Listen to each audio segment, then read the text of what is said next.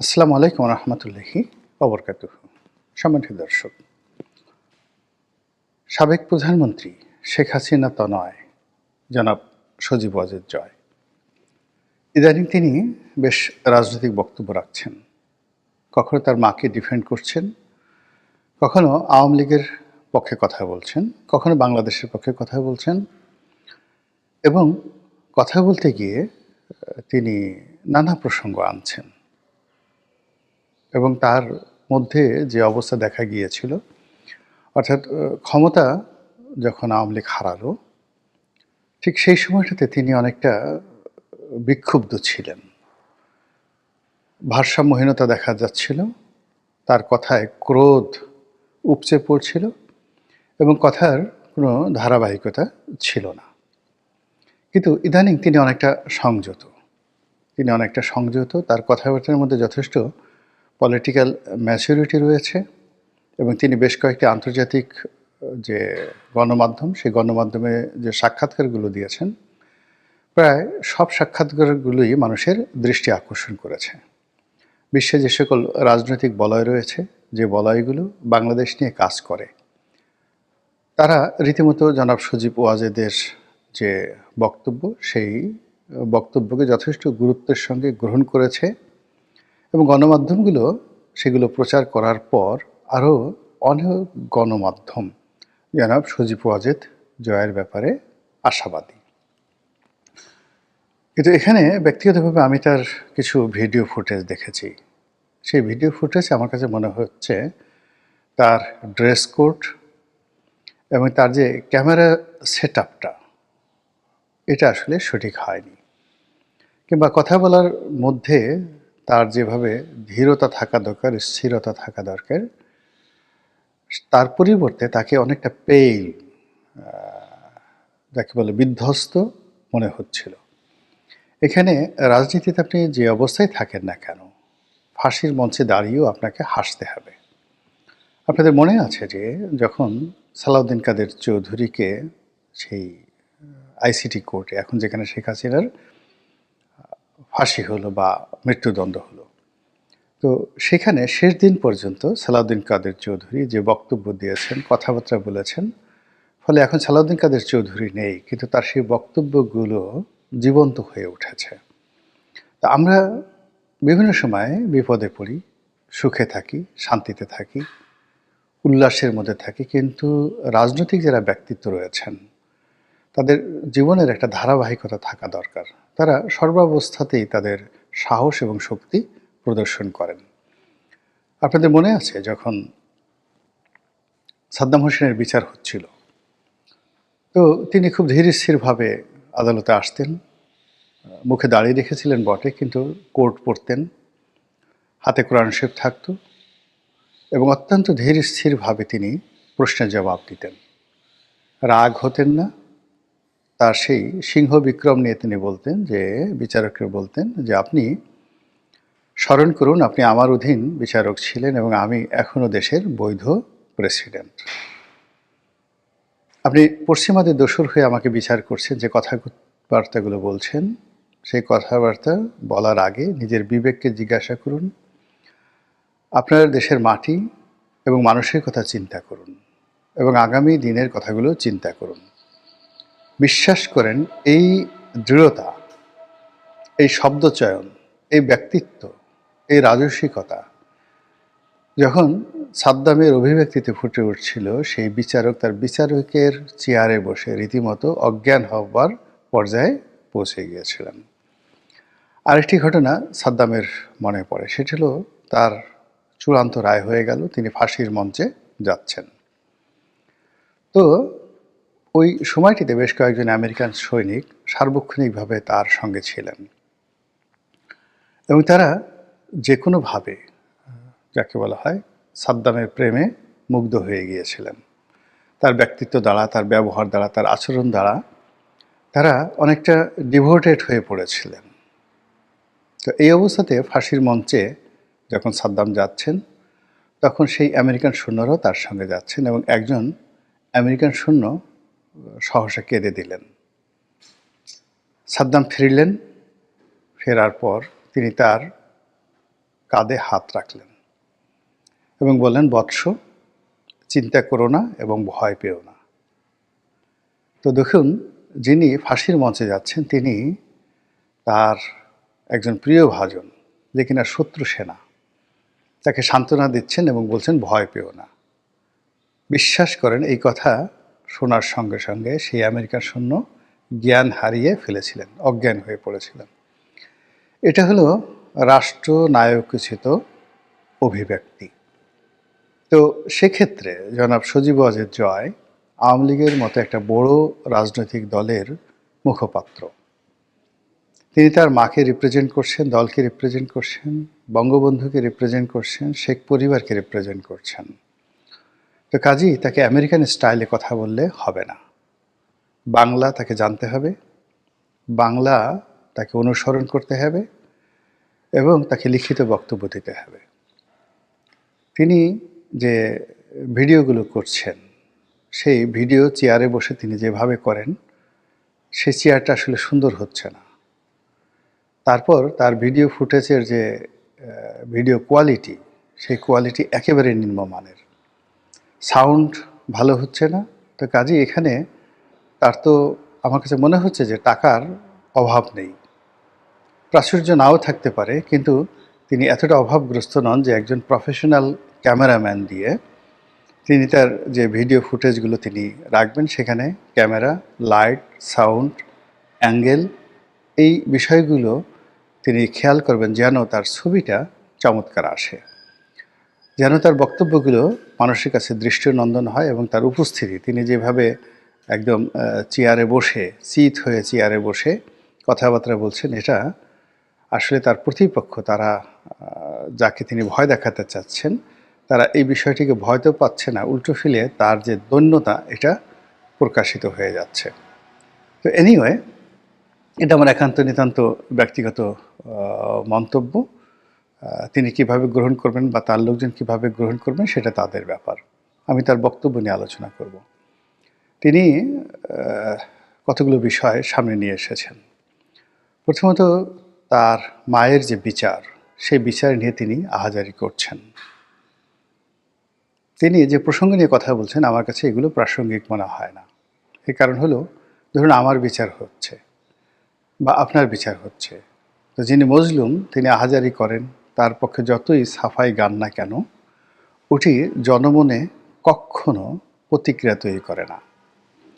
বরং শেখ হাসিনার বিষয় নিয়ে যদি কোনো পরিচিত প্রিয় মুখ, সেটা আমেরিকার হতে পারে, সেটা কানাডার হতে পারে, সেটা ওই দেশের কোনো বিখ্যাত লোক হতে পারে, তাদের মাধ্যমে যদি এই বিষয় নিয়ে কোনো বক্তব্য দেওয়া যেত বা দেওয়ানো হতো, সেটি খুব বেশি ইফেক্ট হতো।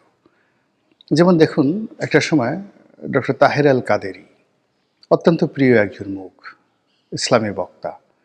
তো তিনি বক্তব্য দেওয়া শুরু করলেন ইমরান খানের পক্ষে এবং তৎকালীন সরকারের বিপক্ষে।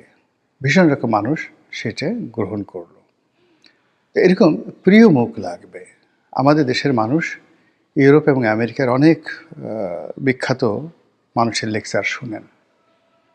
তো সে সমস্ত প্রিয় মুখ যারা বক্তব্য দেন, তাদের কাছ থেকে বক্তব্য আদায় করে আমেরিকার মতো সোসাইটিতে এটি কোনো সমস্যাই নয়, এটি কোনো সমস্যাই নয়। তো সেটা করা যেতে পারত।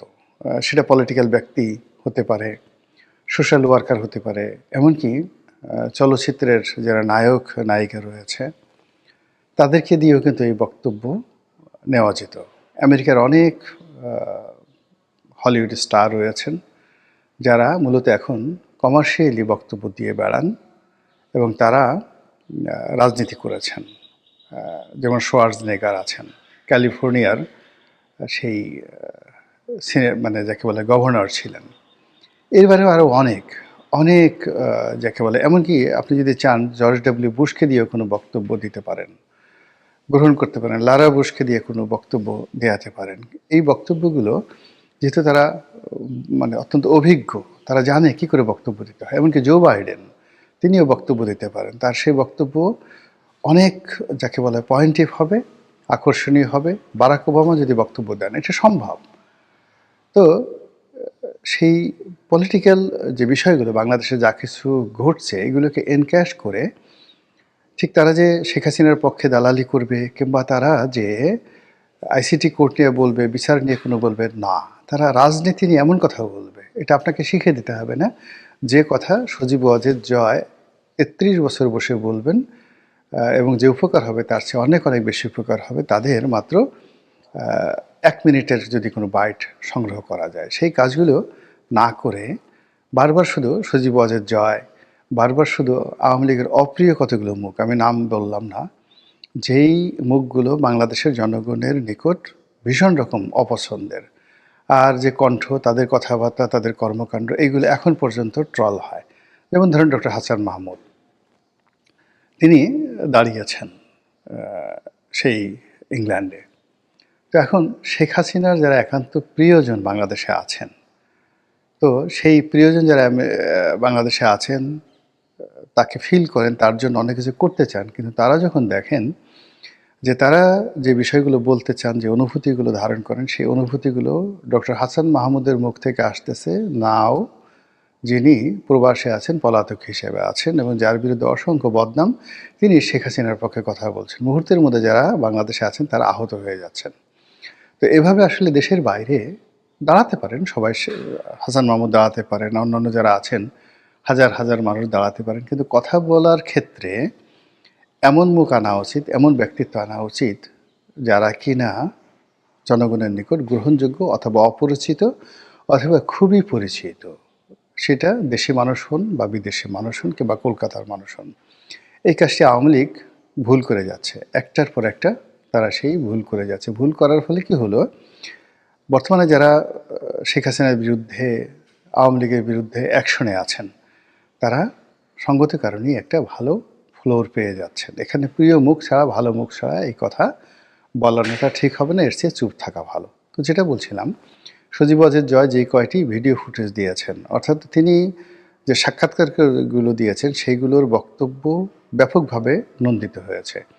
কিন্তু তার যে প্রেজেন্টেশন, তার যে উপস্থাপন, তার যে বডি ল্যাঙ্গুয়েজ, এবং তিনি যে ভাষায় কথা বলছেন, যেভাবে শব্দ চয়ন করছেন, বিশ্বাস করেন এটা বাংলাদেশের কারোরই ভালো লাগেনি।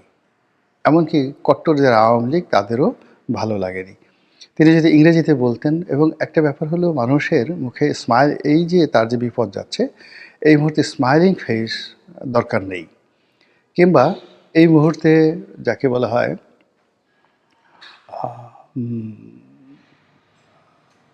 মানে খুব হাসাহাসিরও দরকার নেই, বা খুব গম্ভীর হওয়ার দরকার নেই।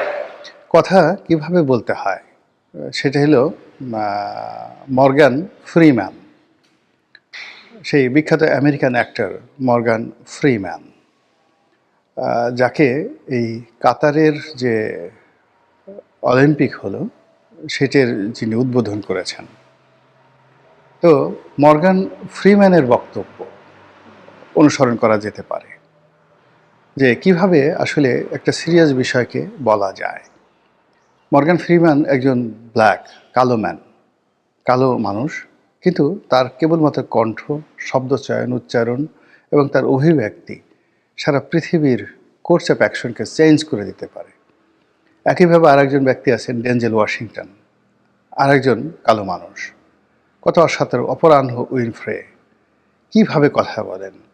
তো আমেরিকার মতো একটা জায়গাতে থেকে এই বর্তমান সময়টিতে আপনি বাংলাতে বলেন বা ইংরেজিতে বলেন, সেই বক্তব্য যাদের উদ্দেশ্যে বলবেন তাদের জন্য ইতিবাচক হতে হবে, নেতিবাচক হতে হবে, ভয়ের বা আশার ব্যাপার হতে হবে। আদারওয়াইজ দলকে এবং জনাব সজীব ওয়াজেদ জয়কে কাঙ্ক্ষিত মাকামে পৌঁছাতে দেবে না।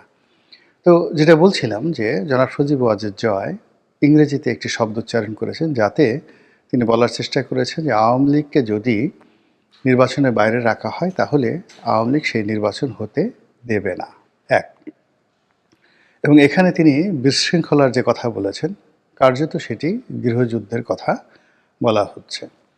এখন বাস্তবতা হলো যে আওয়ামী লীগ এই মুহূর্তে প্রকাশ্যে এসে গৃহযুদ্ধ করতে পারবে কিনা, তারপর বিদ্রোহ বিপ্লব করতে পারবে কিনা, এবং প্রতিপক্ষ পক্ষের সঙ্গে লড়াই এবং সংগ্রাম করতে পারবে কিনা? একেবারেই না। এবং আগামী বহুদিন পর্যন্ত এই জন্য অপেক্ষা করতে হবে। এখানে একটা বিষয় আওয়ামী লীগকে বুঝতে হবে, জনাব সজীব ওয়াজেদ জয়কে বুঝতে হবে যে এখানে আওয়ামী লীগের প্রতি এখনও সহানুভূতি তৈরি করা হয়নি। মানুষ যেই লাউ সেই কদু বলে শেখ হাসিনাকে স্মরণ করছেন বর্তমান সরকারের ব্যর্থতাকে মনে করার জন্য। কিন্তু কেউ কিন্তু বলছেন না যে শেখ হাসিনার জমানাতে এই ভালো ছিল, এই গণতন্ত্র ছিল, এই সুশাসন ছিল, আমরা এই ভালো কাজগুলো করেছি। এটা কগনিজেন্সে নিতে হবে। মূল ব্যাপার হলো বর্তমান সরকার যদি সফল হতেন, তারা যদি ভালো কাজ করতে পারতেন, তাহলে আওয়ামী লীগের নাম গন্ধ নেওয়ার কোনো সুযোগ ছিল না। এবং এখন পর্যন্ত এই যে দেখুন রায় ঘোষণার পরে যেভাবে ৩২ নম্বর ভাঙার জন্য হাজার হাজার মানুষ সারাটা রাত সেখানে লড়াই করলেন, সংগ্রাম করলেন, পুলিশের টিয়ার শেল তারা সেই মোকাবেলা করলেন, লাঠিচার্জের শিকার হলেন। এটি আওয়ামী লীগের বিরুদ্ধে যে ক্ষোভ কোন পর্যায়ে আছে এখনও পর্যন্ত এটা বোঝার জন্য যথেষ্ট। এখনও পর্যন্ত এই বাংলাদেশে মিলিটারিকে চ্যালেঞ্জ জানাচ্ছে, জলপাই রঙের পোশাক মানে মিলিটারিকে টিটকারি করছে, ওয়াকারকে গালাগালি করছে। ঠিক সেই অবস্থাতে যদি আপনি গৃহযুদ্ধের কথা বলেন, সেই অবস্থাতে আপনি একই সঙ্গে অনেকগুলো শত্রু, আপনি ওয়াকারকে শত্রু বানাচ্ছেন, মিলিটারিকে শত্রু বানাচ্ছেন, একবার আমেরিকার পক্ষে বলছেন, একবার আমেরিকার বিপক্ষে বলছেন, একবার ভারতের প্রশংসা করছেন। তো সব মিলিয়ে জনাব সজীব ওয়াজেদ জয়ের কথা, শেখ হাসিনার কথা, তারপরে আওয়ামী লীগের অন্য সব নেতাদের কথা এবং এই মুহূর্তে যে কর্মকাণ্ড, সেই কর্মকাণ্ডের মধ্যে কোনো ধারাবাহিকতা নেই। বোঝার চেষ্টা করুন যে আওয়ামী লীগ এবং বিএনপি জনপ্রিয়তার দিক থেকে অলমোস্ট সমান। তো 15টি বছর বিএনপির উপর জুলুম চলেছে, অত্যাচার চলেছে সর্বোচ্চ পর্যায়ের। বিএনপি প্রাণান্ত চেষ্টা করেছে লড়াই করার, সংগ্রাম করার, কিন্তু জনগণকে তাদের লড়াই সংগ্রামের সাথে সম্পৃক্ত করতে পারেনি। এর কারণ হলো তারা সবসময় নিজেদের গান গেয়েছে। তারেক জিয়া দেশের বাইরে আছে, কত অভাবে আছে, অভিযোগে আছে, বেগম জিয়া জেলে যাচ্ছে, তার মতো একজন বয়স্ক মানুষের সঙ্গে এই ধরনের আচরণ করা ঠিক হচ্ছে কিনা, এই বিষয়গুলো নিয়ে বিএনপি অবিরতভাবে কান্নাকাটি করেছে। ফলে জনগণ যেটা মনে করেছে এই সমস্যাটা তো বিএনপির একান্ত ব্যক্তিগত সমস্যা। বিএনপির লোকদেরকে মামলা দেওয়া হচ্ছে, মোকদ্দমা দেওয়া হচ্ছে। এবং কেন দেওয়া হচ্ছে? বিএনপি একটা মিছিল করেছে, মিটিং করেছে। কেন মিটিং করেছে? খালেদা জিয়ার মুক্তির জন্য। কেন মিটিং করেছেন? তাদের বিরুদ্ধে অবৈধ মামলা দিয়েছে এই কারণে। ফলে জনসম্পৃক্ততা, জনগণের কল্যাণ, এই বিষয়গুলো নিয়ে বিএনপি জনদাবিকে সামনে রেখে কখনো রাজপথে নামতে পারেনি এবং দাঁড়িয়ে থাকতে পারেনি। তারা একটা নির্বাচন চেয়েছে। কেন নির্বাচন চেয়েছে? তাদের ক্ষমতায় আসতে হবে। ফলে তাদের সেই আন্দোলন কখনো জনপ্রিয়তা পায়নি। অথচ এই যে যারা ছাত্র, তারা যখন নিজেদের জীবনের ঝুঁকি নিয়ে কেবলই মাত্র গণতন্ত্রের জন্য, প্রথমে কোটা বিরোধী আন্দোলন, কিন্তু যেটা পরবর্তীতে গণতন্ত্রের জন্য তখন তারা রাস্তায় নামলো, সমস্ত মানুষ কিন্তু তাদেরকে সমর্থন করেছে।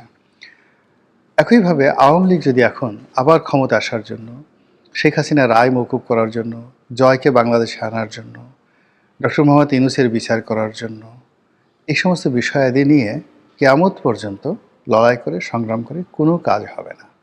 তাদের অবস্থা এখন যেভাবে বিএনপির মতো আছে, ঠিক এরকম একটা ডুপ্লিকেট হবে। যেভাবে এখন সরকার এবং বিএনপি যে নির্বাচনের আয়োজন করতে যাচ্ছে, সেই নির্বাচনটি আসলে 24-এর আমিডামি নির্বাচনের একটা কার্বন কপি হবে বলে আমরা আশঙ্কা করছি। আবার এখন যেভাবে জনাব সজীব ওয়াজেদ জয় যে কাজগুলো করার চেষ্টা করেছেন, তার আউটপুট, তার সফলতা বড় জোর জনাব তারেক রহমান সাহেবের মতো হতে পারে।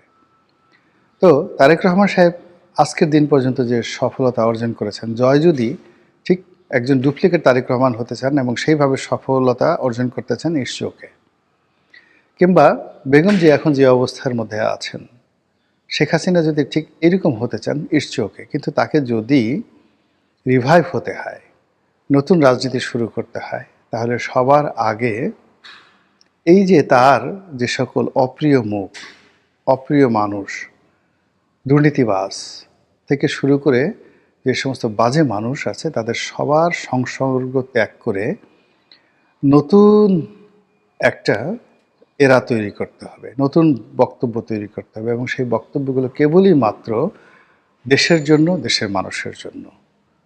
আওয়ামী লীগের জন্য, জয়ের জন্য, শেখ হাসিনার জন্য কেবলই মাত্র আওয়ামী লীগের একটা বিশেষ শ্রেণীর ডেডিকেটেড যারা লোকজন আছেন তারা সময় দিতে পারবেন, কথা বলবেন, তাও নির্দিষ্ট সময় পর্যন্ত।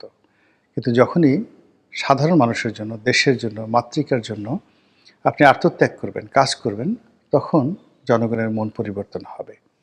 কাজেই এখন যে অবস্থায় রয়েছেন সেখানে বসে জনাব সজীব ওয়াজেদ জয় হয়তো আরও কিছু পটকা ফোটাতে পারবেন, আরও কিছু ককটেল ফোটাতে পারবেন, আরও কিছু বাসে কাণ্ড ঘটাতে পারবেন, কিন্তু একটি গৃহযুদ্ধ, একটি সংঘবদ্ধ আন্দোলন, লড়াই এবং সংগ্রাম করে বর্তমান সরকারকে হটিয়ে গণতন্ত্র প্রতিষ্ঠা করা আমেরিকাতে বসে এবং এই পলিসিতে বলতে গেলে এতটা অসম্ভব। একটা শুয়ের পেছন দিয়ে যদি একটা উট ঢুকানো হয়, এটা যেতভাবে অসম্ভব তার চেয়ে আমার কাছে বেশি অসম্ভব মনে হচ্ছে। ডেনমার্কের হাতে চট্টগ্রাম বন্দর তুলে দেওয়া হচ্ছে, বা চট্টগ্রাম বন্দরের একটি টার্মিনাল যা নতুন করে নির্মিত হবে, এবং সেটি ডেনমার্কের একটি বিখ্যাত, বিশ্ববিখ্যাত কোম্পানি নির্মাণ করবে এবং পরিচালনা করবে। এই সংক্রান্ত একটি খবর চাউর হয়েছে। আপনারা জানেন যে ডেনমার্ক এমন একটি দেশ যেই দেশের কাহিনী নিয়ে হ্যামলেট রচিত হয়েছে। উইলিয়াম শেক্সপিয়ার তার যে সেই বিখ্যাত নাটক হ্যামলেট, তো সেই হ্যামলেটে ডেনমার্কের যুবরাজকে কেন্দ্র করে যে নাটক রচনা করেছেন, এবং বাংলাদেশে সেই ডেনমার্ক এবং সেই হ্যামলেট আবার নতুন করে এসেছে। এবং এই যে আমাদের দেশের সহায় সম্পত্তি, রাষ্ট্রীয় সম্পত্তি, এটি বিদেশিদেরকে লিজ দেওয়া, বিদেশিদের হাতে তুলে দেওয়া নিয়ে গত 14টি মাসে একটার পর একটা ঘটনা যেভাবে ঘটে চলেছে, এবং তার সঙ্গে এই ডেনমার্কের এই উপাখ্যানটি নতুন করে যেভাবে যুক্ত হলো, সেই বিষয়গুলো নিয়ে মূলত আলোচনা করব। চট্টগ্রাম বন্দরের যে বর্তমান অবকাঠামো, সেই অবকাঠামোর মধ্যে সবচেয়ে যে সুন্দর অবকাঠামোটি রয়েছে এই মুহূর্তে সরকারের হাতে, সেই অবকাঠামোটি পরিচালনার জন্য আমেরিকার মালিকানাধীন একটি কোম্পানি ডিপি ওয়ার্ল্ড, সেই ডিপি ওয়ার্ল্ডের হাতে এটির পরিচালনা ভার তুলে দেওয়া হবে। এগুলো নিয়ে বাংলাদেশে অনেক দিন ধরে হইচই চলছে। সরকার ডিপি ওয়ার্ল্ডের হাতে চট্টগ্রাম বন্দরের পরিচালনার ভার তুলে দেওয়ার ব্যাপারে এতটা বদ্ধপরিকর যে স্বয়ং ডক্টর মোহাম্মদ ইউনূস যখন চট্টগ্রাম গেলেন, তিনি অত্যন্ত দৃঢ় কণ্ঠে এই চট্টগ্রাম বন্দর ডিপি ওয়ার্ল্ডের হাতে তুলে দেওয়ার জন্য রীতিমতো ঘোষণা দিয়ে আসলেন। এরপরে বিদ্যুতের গতিতে সেই প্রকল্প এগিয়ে চলেছে। ইতিমধ্যে ডিপি ওয়ার্ল্ডের হাতে চট্টগ্রাম বন্দর দেওয়ার প্রাথমিক শর্ত হিসেবে বন্দরটিকে যারা পরিচালনা করতেন তাদের হাত থেকে নিয়ে সেনাবাহিনীর, মানে সশস্ত্র বাহিনীর যে নৌবাহিনী রয়েছে আমাদের দেশে, তারা এটি পরিচালনা করছেন, যাতে করে রাতারাতি, মানে আগে যে সকল অপারেটররা চট্টগ্রাম বন্দরের বিভিন্ন টার্মিনাল অপারেট করতেন তাদের হাত থেকে এটি চট্টগ্রাম বন্দরের পরিবর্তে নৌবাহিনীর হাতে এটি তুলে দেওয়া হয়েছে। এখন এই নৌবাহিনীর হাত থেকে এটি যখন ডিপি ওয়ার্ল্ডের হাতে চলে যাবে, তুলনামূলকভাবে শব্দ কম হবে। এটি গেল একটি প্রসঙ্গ, অর্থাৎ এখন বর্তমানের যে অবকাঠামো। আর ডেনমার্কের হাতে যেটি তুলে দেওয়া হবে সেটি ভিন্ন আরেকটি প্রসঙ্গ। সেটি হলো নতুন আরেকটি টার্মিনাল তৈরি করা হবে, অ্যাবসলিউটলি নিউ টার্মিনাল তৈরি করা হবে। এই টার্মিনাল তৈরি করবে ডেনমার্কের shipping company AP Moller group. তাদের যে শিপিং লাইন্স, এটির নাম হলো মার্কস লাইন। তো মার্কস লাইন, সেখানে তাদের কন্টেনার ভেসেল, তারপরে তাদের যে কনভেনশনাল অন্য যে সকল ভ্যাসেল রয়েছে, যেমন বাল্ক ক্যারিয়ার রয়েছে, এলএনজি ক্যারিয়ার রয়েছে, আরও অনেক কিছু, কার ক্যারিয়ার রয়েছে, সারা পৃথিবীতে শিপিং বাণিজ্যের অলমোস্ট 60-70% তারা একা এই ডেনমার্কের এই জায়ান্ট কোম্পানিটি তারা হ্যান্ডেল করে। তো এপি মলার গ্রুপ একটি যাকে বলা হয় দেশের শিপিং ব্যবস্থার A to Z, তারা সেই বন্দর নির্মাণ, টার্মিনাল পরিচালনা করা, জাহাজ নির্মাণ, জাহাজ পরিচালনা করা, কন্টেনার নির্মাণ, কন্টেনার পরিচালনা করা থেকে শুরু করে সব কাজ A to Z তারা করে সারা দুনিয়াব্যাপী। তো শিপিং ব্যবসার রাঘব বোয়াল বলতে যা বোঝায়, এই কোম্পানিটি ঠিক তাই। এখন এই কোম্পানিটির হাতে বাংলাদেশের একটি যাকে বলা হয় প্রাইভেট টার্মিনাল নির্মাণ করার জন্য তাদের যে সুযোগ সুবিধা দেওয়া হলো বা তাদেরকে অফার দেওয়া হলো, এটা আমাদের জন্য কতটা লাভজনক বা কতটা ক্ষতির বিষয় এটি এই মুহূর্তে বলা যাবে না। হয়তো এটা খুব ভালো হতে পারে, আবার হয়তো এটা আমাদের দেশের জন্য মহা সর্বনাশ ঘটাতে পারে।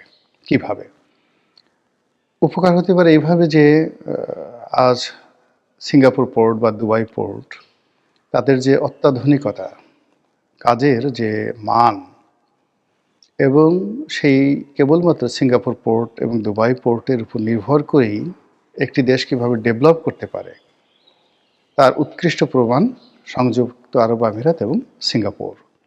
তো সেই অর্থে আমাদের চট্টগ্রাম বন্দরকে ব্যবহার করে, সেটা ডিপি ওয়ার্ল্ড হোক কিংবা এপি মলারের এই নতুন যে প্রকল্প হোক, সেই প্রকল্পের মাধ্যমে আমরা একেবারে সফলতার স্বর্ণ শিখরে পৌঁছে যেতে পারি।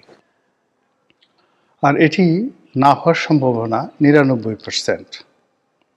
99% প্রথম কারণ হলো যে সিঙ্গাপুর বা দুবাই এই পোর্টটি যারা পরিচালনা করছেন, ধরুন ডিপি ওয়ার্ল্ড বা এপি মলার, তাদের কাজের সফলতা 99% নির্ভর করবে সেই দেশের আমলাতন্ত্র, সেই দেশের পোর্ট কাস্টমস কর্তৃপক্ষ এবং অন্যান্য আনুষঙ্গিক, যেমন রোড ট্রান্সপোর্ট, তারপর ওয়াটার ট্রান্সপোর্ট যে অথরিটি রয়েছে তারা, একই সঙ্গে যে সকল স্টেক হোল্ডার রয়েছে, অর্থাৎ লেবার বলেন, তারপরে পরিবহন সংস্থা বলেন, তাদের কর্মক্ষমতা এবং তাদের অভ্যাসের উপর।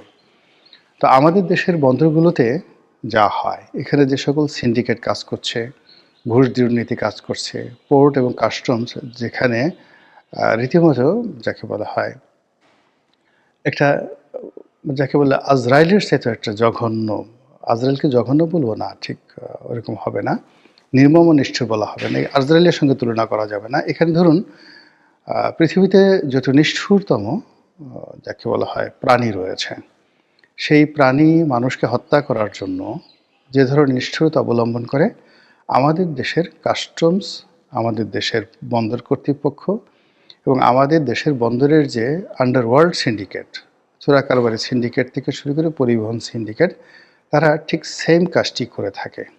কথায় কথায় বন্দর বন্ধ, কথায় কথায় পরিবহন ধর্মঘট, কথায় কথায় কন্টেনার যাকে যেন ঠিকমতো না নামতে পারে, জাহাজ যেন ঠিকমতো ভিড়তে না পারে। এই কাজগুলো করার ফলে সারা পৃথিবীর মধ্যে যে সকল ব্যর্থ বন্দর রয়েছে, সেই ব্যর্থতার দিক থেকে শীর্ষস্থানীয় বন্দর হলো চট্টগ্রাম বন্দর। অথচ প্রাকৃতিক দিক থেকে এই বন্দরের সঙ্গে তুলনীয় উপযোগিতা, মানে কর্ণফুলী নদীর তীরে চট্টগ্রাম বন্দরের যে প্রাকৃতিক গুরুত্ব, এইটার সঙ্গে পৃথিবীর খুব কম বন্দরের এরকম তুলনা করা যেতে পারে। তো সেই বন্দরে ডিপি ওয়ার্ল্ড আসলো বা এপি মলার আসলো।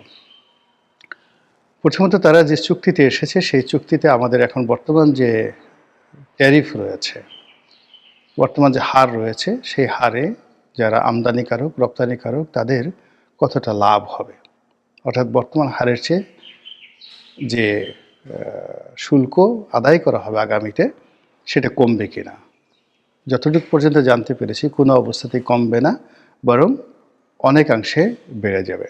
এবং সেই বাড়াটা নিয়ে যেন কোনো বিদ্রোহ না হয়, এজন্য অতি সম্প্রতি চট্টগ্রাম বন্দরের প্রায় সব মাশুল কয়েক গুণ বাড়িয়ে দেওয়া হয়েছে এবং সেটি নিয়ে যখন আন্দোলন তুঙ্গে, সেই আন্দোলনের মুখে এই বর্তমান যেহেতু একটা নির্বাচনী একটা যাকে বলা হয় হ্যাফাজত অবস্থা যাচ্ছে, তো এই ক্ষেত্রে এটা আরও সরকার কয়েকদিনের জন্য স্থগিত রেখেছে। এই গেল এক। ২ নম্বর হলো যে এই ধরনের প্রতিষ্ঠান আমাদের দেশের মতো জায়গাতে ডাইরেক্ট এফডিআই অর্থাৎ ডাইরেক্ট ফরেন ইনভেস্টমেন্ট না হয়ে এখানে কতগুলো ক্লোজ তারা লাগিয়ে দেয় যে তারা যে ইনভেস্টমেন্টগুলো করছে সেই ইনভেস্টমেন্ট করার ক্ষেত্রে টাকার প্রয়োজন হলে তারা স্থানীয় সরকার থেকে লোন নিতে পারবে, ব্যাংক বিমা থেকে ঋণ সংগ্রহ করতে পারবে, এমনকি পাবলিক শেয়ারের থেকে তারা টাকা নিতে পারবে। তো তাহলে তো এটা আসলে 100% এফডিআই হবে না। এখানে যে বিনিয়োগের কথা বলতে হচ্ছে সেই বিনিয়োগের মধ্যে একটা শুভঙ্করের ফাঁকি থেকে যায়, যেটা আমরা অতীতে অনেক বিদেশি কোম্পানির ক্ষেত্রে দেখেছি। তো এই বিষয়টি আমরা জানি না। আর থার্ড যেটি সবচেয়ে একেবারে আত্মহত্যার মতো, সেটি হলো এদের সমস্ত ইনভেস্টমেন্ট থেকে শুরু করে সব কিছুর মূলে আমাদের রাষ্ট্রের পক্ষ থেকে গ্যারান্টি লাগবে। তো তারা তাদের মতো করে ইনভেস্টমেন্ট করবে এবং আমরা সেটা হিসাব জানবো না। হয়তো ইনভেস্টমেন্ট করবে ১০০ টাকা, বলবে আমরা ১,০০০ টাকা ইনভেস্টমেন্ট করেছি। আর সেই ১,০০০ টাকা পান থেকে চুন খসলে সঙ্গে সঙ্গে তারা সেটা গ্যারান্টি ক্লোজ হিসেবে সরকারের টুটি চেপে ধরবে যে আমাদের এই টাকা ফেরত দাও, আদারওয়াইজ আমরা এখান থেকে চলে যাব, আর যদি তোমরা না দাও তাহলে আমরা আন্তর্জাতিক আদালতে মামলা করব। ইতিপূর্বে যে সকল আন্তর্জাতিক চুক্তি হয়েছে, আদানির সাথে চুক্তি হয়েছে, জাইকার সাথে চুক্তি হয়েছে, কিংবা এর আগে আমরা কাপখোর সাথে চুক্তি করেছি, এবং আমরা যে সকল মামলা মোকদ্দমায় রীতিমতো বাংলাদেশ গো-হারা হেরেছে, সেটা হলো তেল এবং গ্যাসের ক্ষেত্রে শেভরন থেকে অন্যান্য যে কোম্পানিগুলো আছে, নাইকো, তাদের সাথে আমাদের যে বিরোধ হয়েছে, সেই বিরোধে আমরা কিন্তু বিরাট অঙ্কের ক্ষতিপূরণ দিয়ে সে সকল কোম্পানির সঙ্গে নেগোসিয়েশন করতে বাধ্য হয়েছি। তো সেই ক্ষেত্রে এপি মলার বা ডিপি ওয়ার্ল্ডের সাথে আমাদের যে এই মুহূর্তে যে লেনাদেনা, তার একটা অন্যতম ক্লোজ থাকবে গ্যারান্টি ক্লোজ। তো সব মিলিয়ে মনে হচ্ছে যে এই দেশটিকে আমরা কি অন্যের হাতে তুলে দিচ্ছি, কিংবা সেই ইস্ট ইন্ডিয়া কোম্পানির মতো আমরা নতুনভাবে প্রতারিত হতে যাচ্ছি, কিংবা পুরো দেশকে কি আমরা তাদের কাছে ইজারা দিতে যাচ্ছি। এর কারণ হলো এই যে ডেনমার্ক বলেন, সুইডেন বলেন, নরওয়ে বলেন, ফিনল্যান্ড বলেন, গ্রামীণ ফোন বলেন, টেলিনর বলেন, এই দেশগুলো, আমি এই দেশে বহুবার গিয়েছি, আপনি বিশ্বাস করতে পারবেন না তারা কমার্শিয়ালি কতটা সচেতন এবং তাদের অতীত ইতিহাস কত খারাপ। একটা সময় আমাদের এই উপকূলে, এই বাংলাদেশে ডেনমার্কের লোক বেশি না, এই যখন আলিবর্দী খানের জমানা ছিল, যখন বলা হতো যে বর্গী এলো দেশে, তো এই বর্গীদের সাথে পর্তুগিজদের সাথে পাল্লা দিয়ে আমাদের এই উপকূলে বিস্তীর্ণ এলাকায় ডেনমার্কের যে জাহাজগুলো ডাকাতি করত, শুধুমাত্র ডাকাতি করার জন্য এবং আমাদের দেশ থেকে লোকজন ধরে নিয়ে দাস হিসেবে বিক্রি করার জন্য। এরকম হাজার হাজার ডেনমার্কের জলদস্যু আমাদের উপকূলে ঘুরে বেড়াতো। তো কাজেই এদের যে রক্ত, সেই রক্তের ধারাবাহিকতায় অন্যকে শোষণ করা, অন্যের ধনসম্পদ লুণ্ঠন করা হলো এদের মূল কাজ। আর বাকি আমরা যে আধুনিকতা দেখি তাদের মধ্যে, মানবতা দেখি, বা যে সকল নোবেল পুরস্কারের নামে যে সকল কর্মকাণ্ড তাদেরকে দেখি স্ক্যান্ডিনেভিয়ান কান্ট্রিগুলোর মধ্যে, তা মূলত সারা পৃথিবীকে প্রতারিত করার একটা নতুন হাতিয়ার। আওয়ামী লীগ সভানেত্রী শেখ হাসিনা, যিনি কিনা ক্ষমতাচ্যুত এবং এই দেশ থেকে এখন পলাতক বা নির্বাসিত, ভারতে আশ্রিত, কিংবা ভারতের যে রাজনৈতিক সরকার, সেই রাজনৈতিক সরকার তাকে আশ্রয় দিয়েছেন, প্রশ্রয় দিচ্ছেন, লালন পালন থেকে শুরু করে তার পুনর্বাসন এবং প্রত্যাবাসনের ব্যাপারে সর্বশক্তি নিয়োগ করছেন। তো শেখ হাসিনাকে কেন্দ্র করে, আওয়ামী লীগ নয়, শেখ হাসিনাকে কেন্দ্র করে ভারত যে প্রতিক্রিয়া দেখাচ্ছে, আর আমাদের এই দেশে শেখ হাসিনার বিচারকে কেন্দ্র করে এই মুহূর্তে যা কিছু ঘটছে, আমাদের জাতীয় জীবনে আমার জানা মতে এইরকম দুঃসহ ঘটনা আর কখনো ঘটেনি। আপনারা সবাই জানেন যে বাংলাদেশের আন্তর্জাতিক অপরাধ ট্রাইব্যুনাল, আইসিটি, সেখানে শেখ হাসিনার বিচার চলেছে এবং সেই বিচারের পর একটি প্রত্যাশিত রায় এসে গেছে। আমরা সবাই যেভাবে আশা করেছিলাম, আশঙ্কা করেছিলাম যে এই আদালতের রায়ে শেখ হাসিনার মৃত্যুদণ্ড হবে এবং ঠিক তেমনটি হয়েছে। আর এই রায়কে কেন্দ্র করে আওয়ামী লীগ সারা দেশে বিশৃঙ্খলা তৈরি করবে এবং তাদের সর্বশক্তি নিয়োগ করে তারা যা যা করার, যে কাজগুলো অতীতে তারা করেছে সেই কাজগুলো করবে এবং সেই কাজগুলো তারা করেছে। কিন্তু যে বিষয়গুলো আমরা কখনো কল্পনা করিনি, যেমন যেদিন বিচারের রায় ঘোষিত হবে সেদিন আবার দুটো বুলডোজার নিয়ে ৩২ নম্বরের অবশিষ্টাংশ ভাঙার জন্যে ছাত্র এবং জনতা সেখানে হামলা করবে। আর সেই হামলা প্রতিহত করার জন্য পুলিশ এবং সেনাবাহিনী সর্বশক্তি নিয়োগ করবে। এটা আমাদের স্বপ্নের মধ্যে এবং কল্পনার মধ্যে ছিল না। এবং এখানেই কতগুলো বিষয়, যাকে বলা হয় আমাদের ভবিষ্যৎ রাজনীতির কতগুলো বিষয় এখানে লুকায়িত রয়েছে। আমরা জানি যে ৩২ নম্বর একটি পুরাতন রোড, এই রোডটির নাম এখন আর ৩২ নম্বর নেই, কিন্তু ইতিহাসের ধারাবাহিকতায় যে সড়কটির নাম ৩২ নম্বর রাখা হয়েছিল এবং আমাদের মহান মুক্তিযুদ্ধ এবং বঙ্গবন্ধুকে কেন্দ্র করে সেই ৩২ নম্বর সড়ক এবং সেই সড়কের একটি বাড়িকে কেন্দ্র করে যেভাবে 32 আমাদের বাংলাদেশের ইতিহাসের একটি অবিচ্ছেদ্য অংশ হয়ে পড়েছিল, সেই বাড়িকে ভেঙে চুরমার করে দেওয়া হয়েছে জুলাই আগস্ট বিপ্লবের পর। বহু বিতর্ক হয়েছে, বহু কান্নাকাটি হয়েছে, বহু নাটক হয়েছে, বহু সিনেমা হয়েছে, আরও অনেক কিছু। কিন্তু ৩২ নম্বরের যে গুরুত্ব একটু কমেনি, এর যে উজ্জ্বলতা একটু ম্লান হয়নি, বরং আগে যেভাবে ৩২ নম্বর বাড়িটি দাঁড়িয়েছিল বলতে গেলে জরাজীর্ণ অবস্থায়, এখন ভঙ্গুর যে ৩২ নম্বর, যার বিরাট অংশ ভেঙে ফেলা হয়েছে এবং বৃহৎ স্বরূপে সেটি ঢাকার বুকে দাঁড়িয়ে আছে এবং প্রতি মুহূর্তে কিছু মানুষকে সেই ৩২ নম্বর বাড়িটি যেভাবে হুমকি দিচ্ছে, যেভাবে ধামকি দিচ্ছে এবং যেভাবে মানুষের আবেগ এবং বিবেক এই দুটোকে নাড়া দিয়েছে, তাতে করে ৩২ নম্বর বিরোধী যারা আছেন ওই বাড়ির ইট, বালু, সিমেন্ট থেকে শুরু করে সব কিছু তাদের জন্য রীতিমতো হুমকি হয়ে পড়েছে। যেদিন লকডাউন ঘোষণা করা হলো, শেখ হাসিনার এই রায়ের বিরুদ্ধে বা রায় ঘোষণার বিরুদ্ধে লকডাউন ঘোষণা করা হলো, সেই দিন সেখানে আজব ঘটনা ঘটল।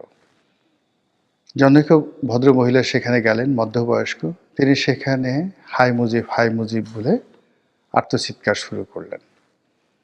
১২-১৩ বছরের এক কিশোর সেখানে গেলেন এবং তিনি বঙ্গবন্ধুর বই নিয়ে এবং ওই বাড়ির খণ্ডিত কিছু ইট পাথর নিয়ে যেভাবে তিনি কথা বললেন এবং যে কাণ্ড তিনি করলেন, এটি আমাদের স্বপ্নের মধ্যে, কল্পনার মধ্যে ছিল না।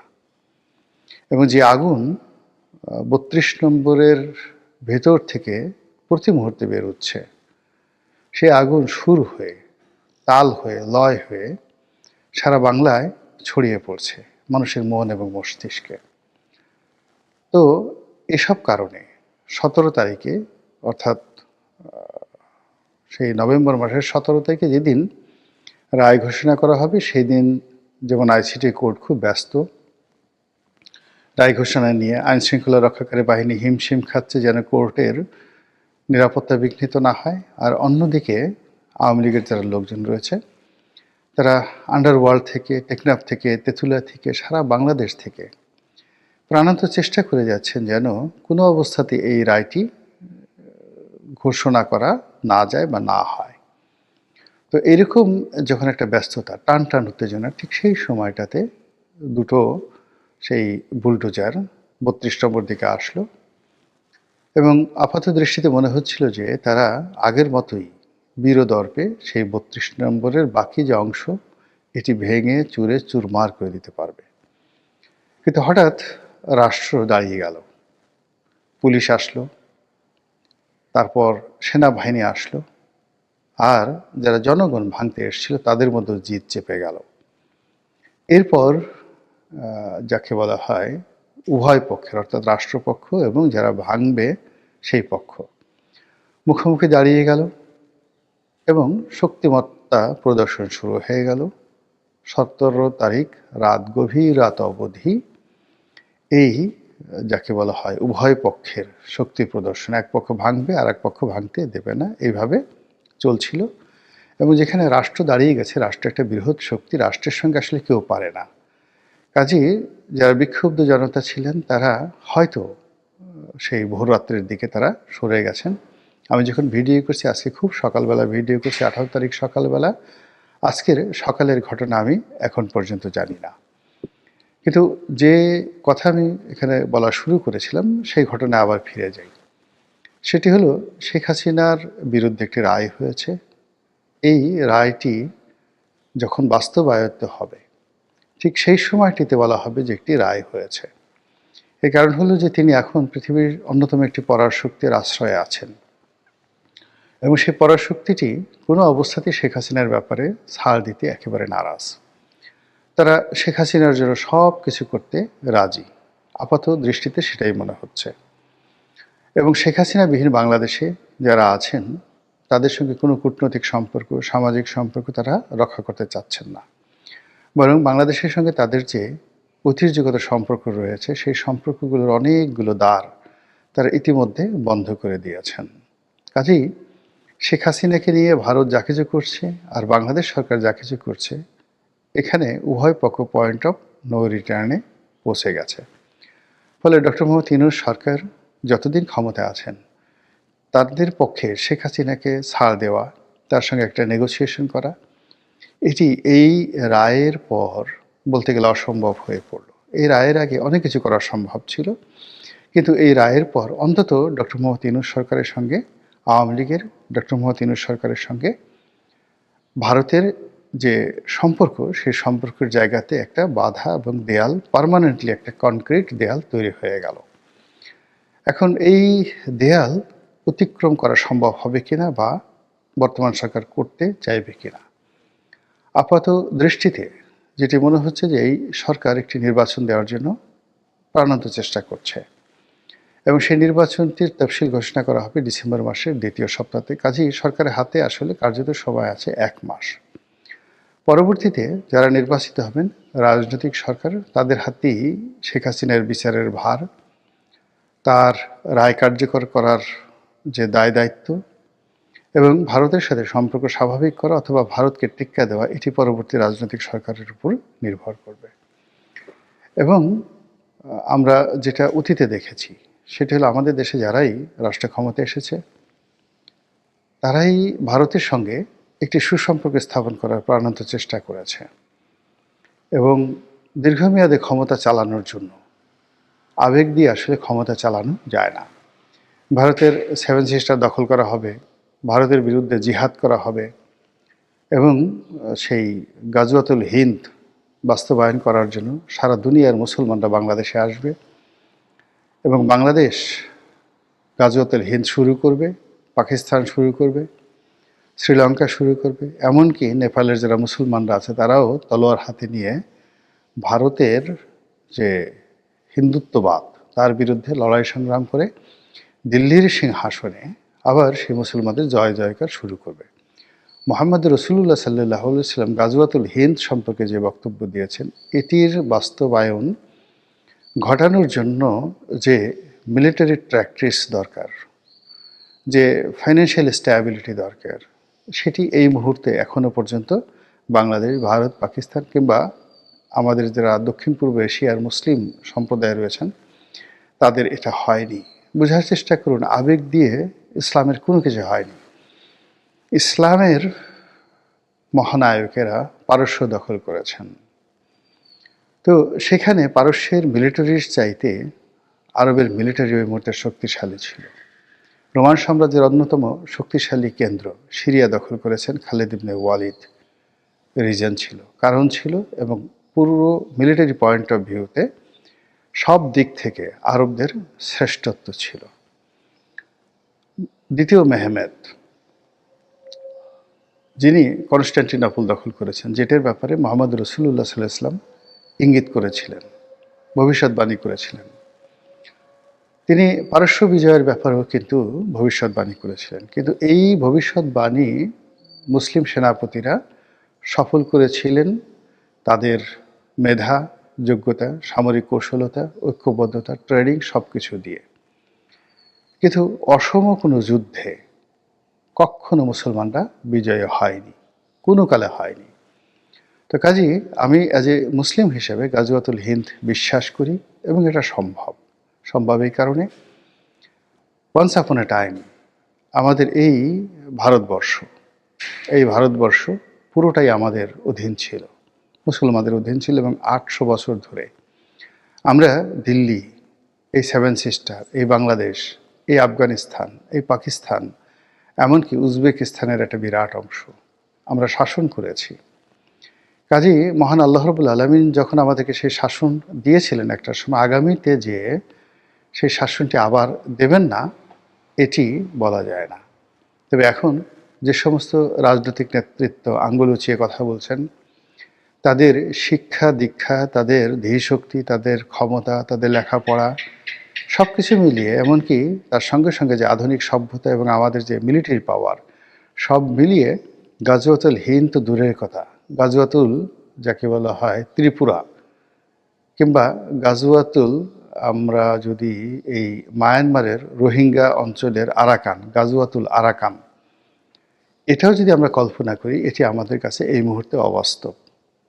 এখনকার বাস্তবতা হলো যে পৃথিবীর পরাশক্তি ভারত, পৃথিবীর পরাশক্তি চীন, পৃথিবীর পরাশক্তি হলো পাকিস্তান।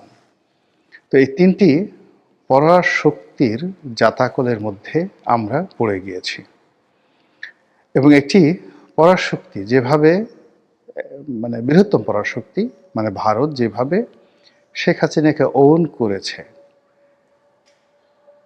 তার বিপরীতে যদি বিএনপিকে, ডক্টর মোহাম্মদ ইউনূসকে এইভাবে কোনো পরাশক্তি ওন করত, সেটা পাকিস্তান হোক, সেটা চায়না হোক, এমনকি সেটা আমেরিকা হোক, কিন্তু সেই লক্ষণ দেখা যাচ্ছে না। বরং এখানে ভারতের মধ্যস্থতায় পৃথিবীর অনেক পরাশক্তি যেভাবে বাংলাদেশ থেকে মুখ ফিরিয়ে নিচ্ছে, বর্তমান শাসক যারা আছেন তাদের সঙ্গে তাদের যে কোঅপারেশন ছিল আজ থেকে 6-7 মাস আগে, সেই কোঅপারেশন থেকে তারা যেভাবে মুখ ফিরিয়ে নিচ্ছে, তাতে করে আগামী দিনে আওয়ামী লীগের যে ঔদ্ধত্য, আওয়ামী লীগের যে এই যাকে বলা হয় জ্বালাও পোড়াও আন্দোলন, কিংবা শেখ হাসিনার ফিরে আসার যে হুমকি, এগুলো না কমে বরং আগামী দিনে বাড়তে থাকবে। যারাই ক্ষমতা আছেন কিংবা আগামী দিনে যারা ক্ষমতা আসবে, তাদের সকলের জন্য শেখ হাসিনা যতদিন জীবিত আছেন, তার প্রাণবায়ু আছে, ততদিন তিনি তাদের সকলের জন্য একটা মহা বিপদ সংকেত, 10 নম্বর মহাবিপদ সংকেত। এটি শেষ হবার নয়। কাজেই যে রায়টি ঘোষণা করা হলো, এই রায়ের মাধ্যমে মূলত একটি বিরোধকে উস্কে দেওয়া হলো, একটি যাকে বলা হয় গৃহযুদ্ধ, একটি বিশৃঙ্খলা, একটি রাজনৈতিক অরাজকতা, এই বিষয়গুলোকে সামনে আনা হলো, এবং এটি বর্তমান যারা ক্ষমতা আছেন তারা কিভাবে সামাল দিবেন সেটি দেখার বিষয়। মহান আল্লাহ আমাদের সবাইকে হেদায়েত দান করুন এবং হেফাজত করুন। আসসালামু আলাইকুম ওয়া রাহমাতুল্লাহি ওয়া বারাকাতুহু।